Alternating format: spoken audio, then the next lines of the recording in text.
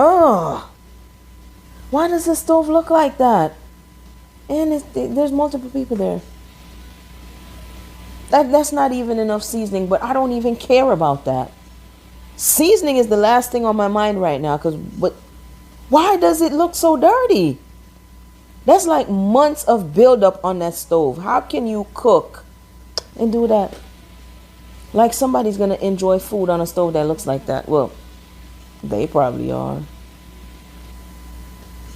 How can you cook on a stove that looks like that?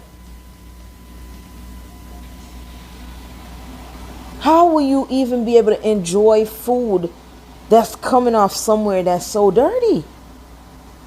And he's eating it. Oh my God.